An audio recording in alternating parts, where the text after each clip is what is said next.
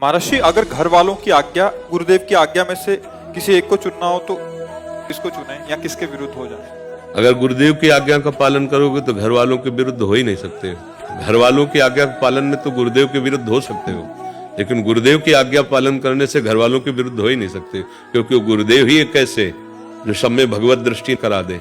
सबसे पहला उपदेश होता है माता पिता को भगवान का स्वरूप मानो और परिवार के सदस्यों को भगवान की सेवा मानो। चयन करना तो सिर्फ गुरुदेव का ही चयन करना, संसार में कोई किसी का नहीं है। तो मुझे तो यही समझ में आता है कि अगर एक मूल को पकड़ ले तो पत्ता और डाली और फूल सब सही हो जाएंगे। मूल है भगवान, मूल है गुरुदेव। यदि उनको हमने पकड़ लिया तो सारी बात मंगल। आज तक किसी गुरुदेव के ऐसे वचन निकले हैं क्या जिससे समाज का अहित हो, जिससे जीव का अमंगल हो? अब उसमें मानने वाली बात ही क्या है? गुरुदेव के वचन मानने से सबका मंगल होगा, माता का, पिता का, परिवार का, रिश्ते नाते का। गुरुदेव ऐसे डॉक्टर नहीं है बहुत सोच समझ के। अगर तुम्हारा वैराग्य फिट नहीं तो कह ही नहीं सकते कि तुम घर छोड़ो।